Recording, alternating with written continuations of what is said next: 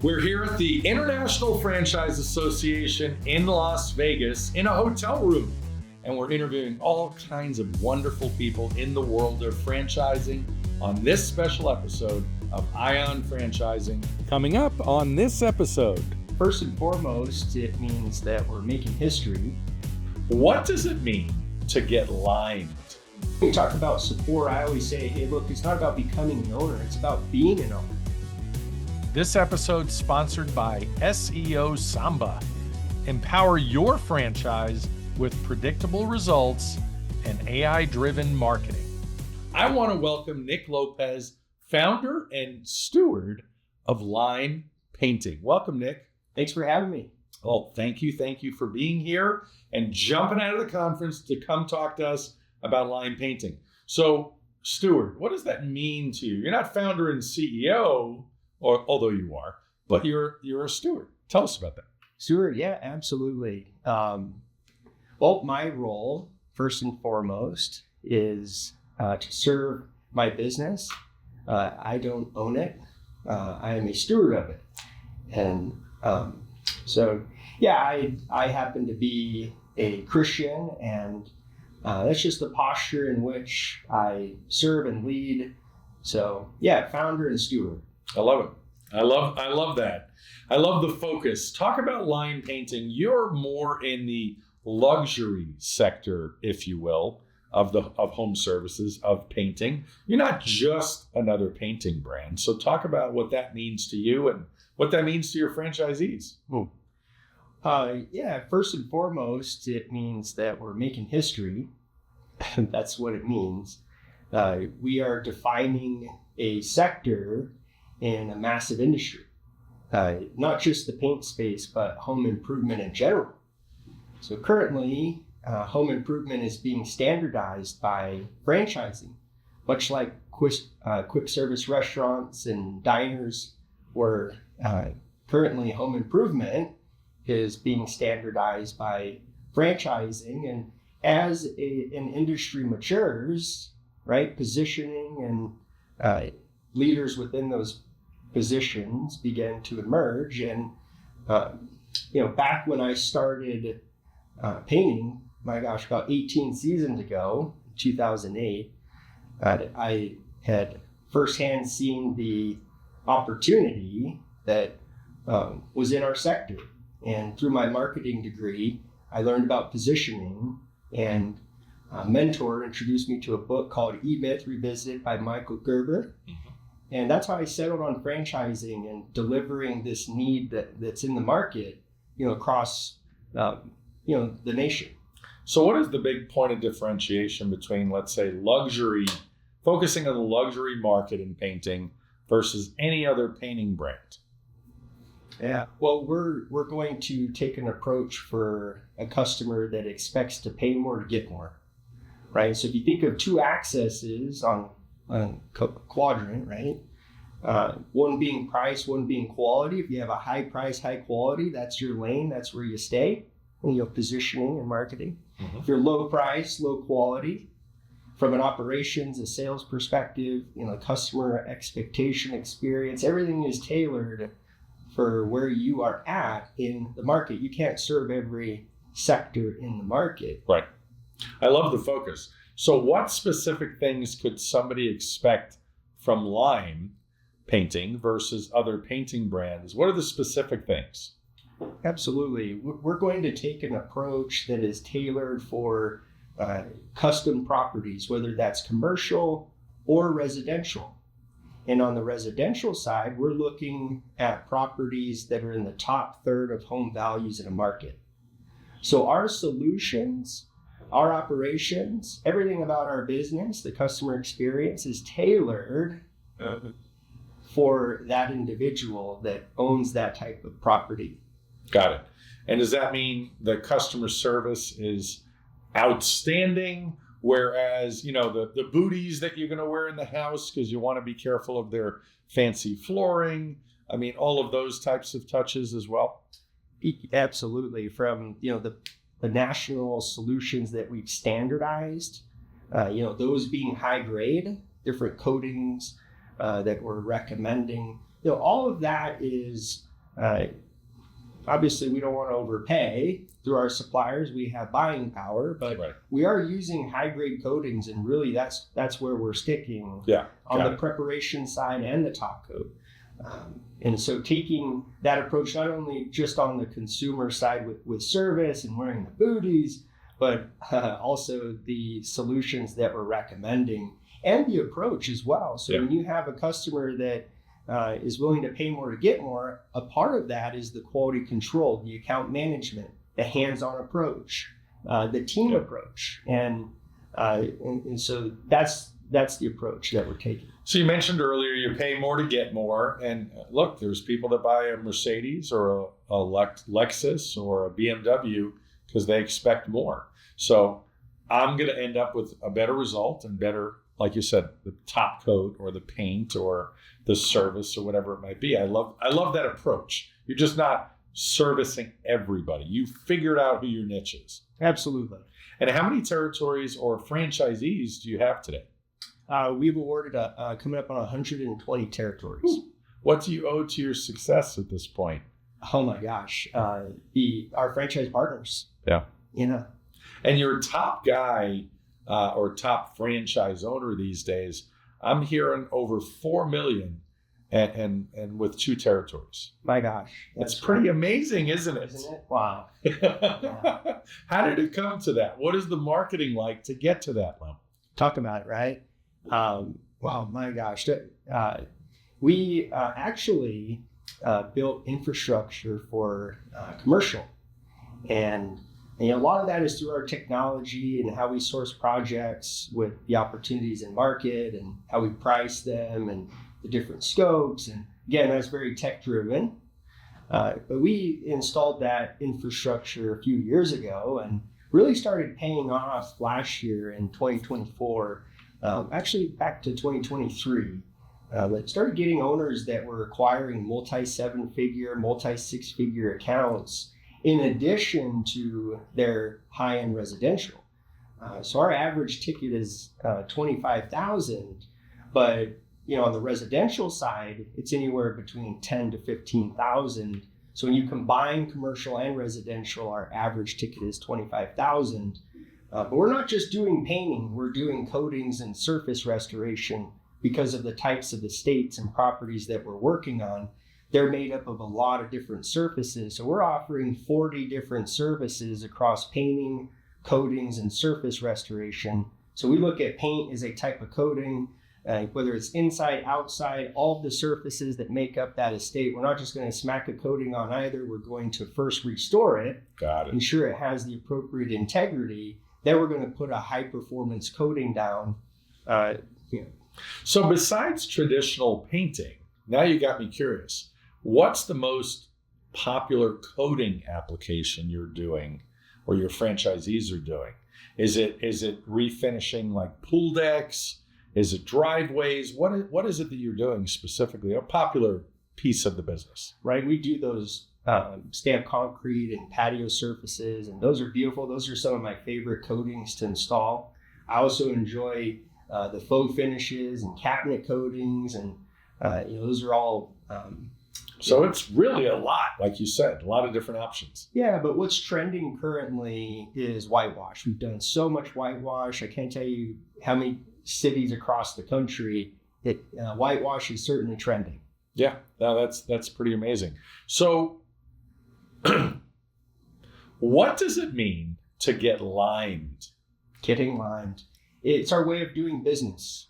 So anyone that joins Lime signs up to do business the Lime way. So like your core values. Yeah, it's our core values, and it's the values that we align behind. So gratitude get limed stands for gratitude, enthusiasm, tenacity, love, integrity, mission, excellence, and discipline.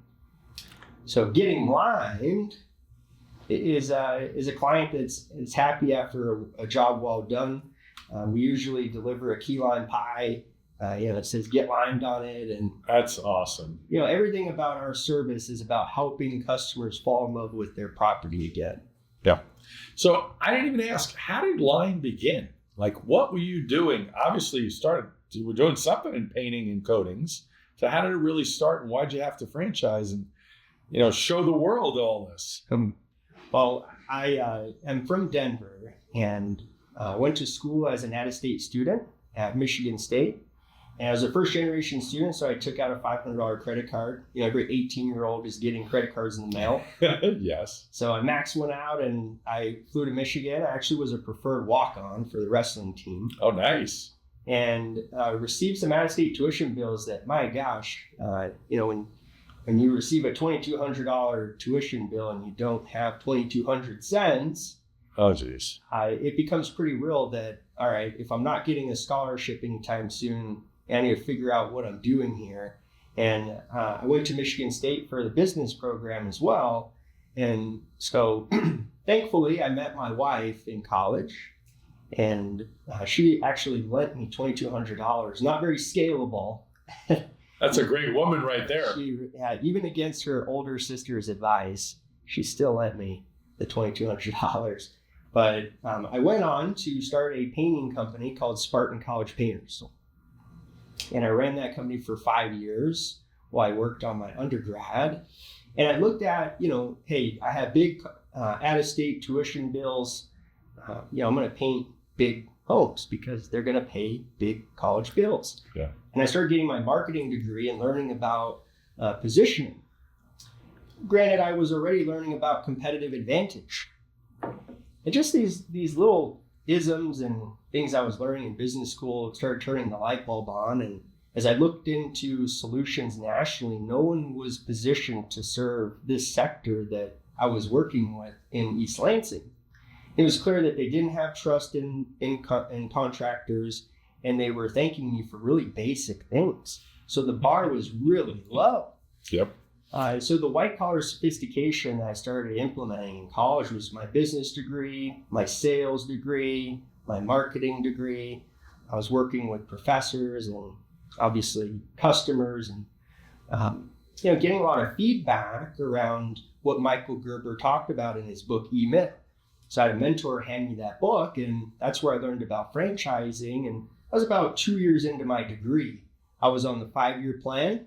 If you take 12 credits instead of 15, a little bit cheaper. And so on my 5-year plan, about 2 years in, from that point forward, it was about doing what Michael Gerber expressed in E-Myth. So I moved home to Denver in 2013 and launched Line Painting. Joined the International Franchise Association to get my CFE as a Certified Franchise Executive designation. Did that for a couple years, flying around the country, figuring out best path forward through franchising, and awarded our first franchise partner in 2018, our first out-of-state in 19, and then in August of 2020, we had 7 locations. We tripled those by the end of the year. And so that was in 2020. Talk about all years to really begin expanding. That was our growth year, 2020. COVID hit, and so you fast forward here to 2025. We're coming up on 120 territories awarded across 25 states. Amazing. And in the item 19, roughly the average franchisee is doing about $1 million. Average owner doing about $1 million. Yeah, that's pretty nice in a painting business. It's pretty low cost, right? Absolutely. Yeah. What's typically the startup costs? The average person getting in, is it 150 or under? Absolutely. So anywhere from 125,000 to 220,000 within that range. If you're an owner operator, you're going to be much closer to that 125,000 mark. Yeah. So if you think of your top 4 or 5 owners right now, what qualities do they have that set them apart, that they're on the top? Right. Well, first and foremost, they have incredible perseverance and grit. And they follow the model. They're coachable. They're go-getters. They get it done, but they're also humble, aligned with our values, of course. They're coachable. They believe in the model. They double down on the Line way. They understand that we're doing something much bigger than ourselves. And the stronger our brand is through consistency, the more enterprise value we grow.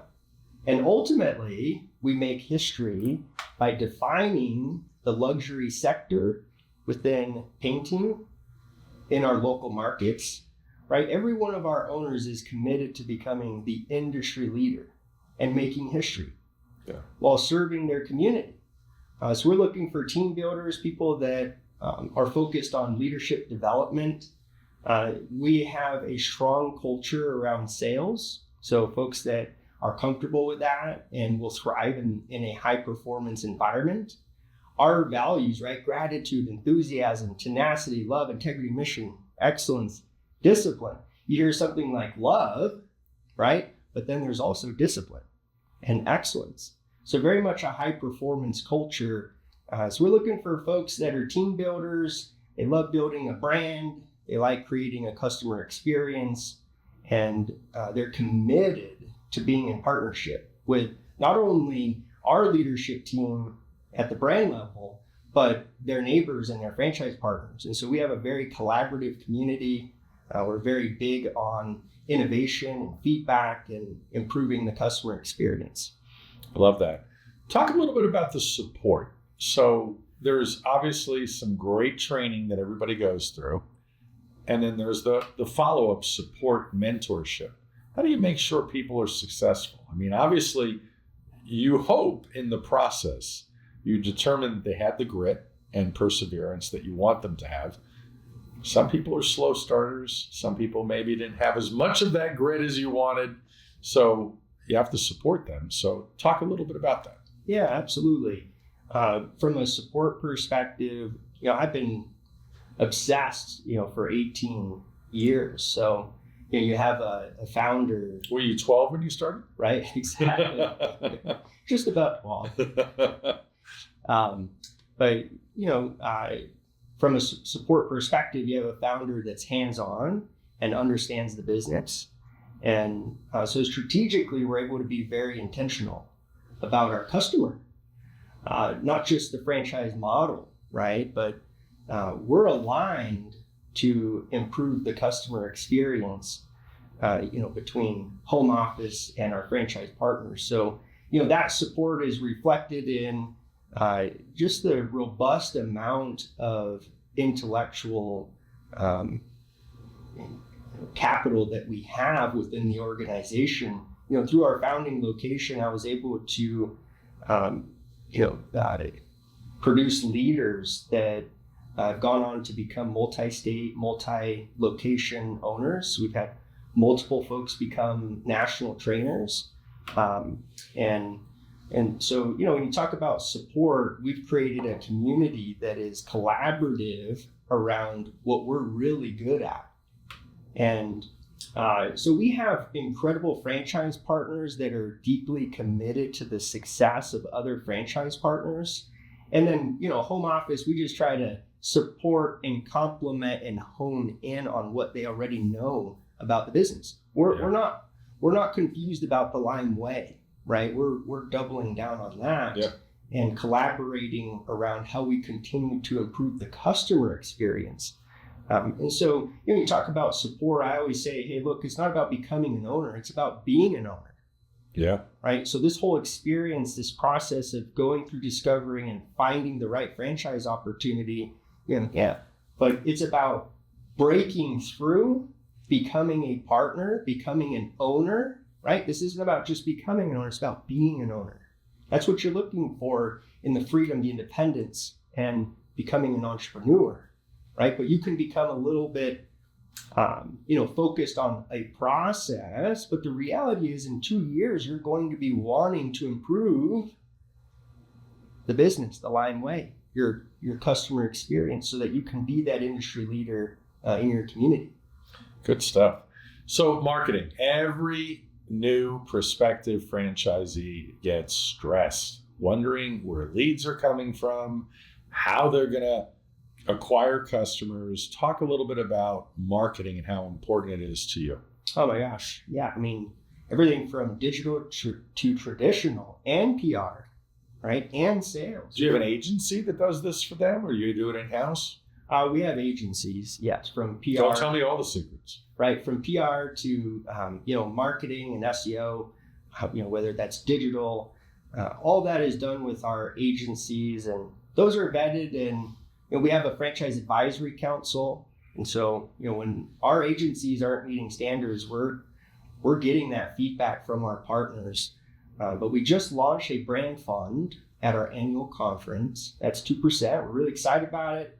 And so our franchise advisory council, our FAC, is working with our board, and we're really excited to continue to build the brand and the marketing. But whether it's marketing or technology, whatever it is, we're always trying to get better and innovate. So when it comes to marketing, we're in a really sweet spot right now where we passed that 100 location mark, and we have a significant brand fund that can make a national difference. And so just being intentional about collaborating there on the marketing side between home office, our agencies, our board, and our franchise partners.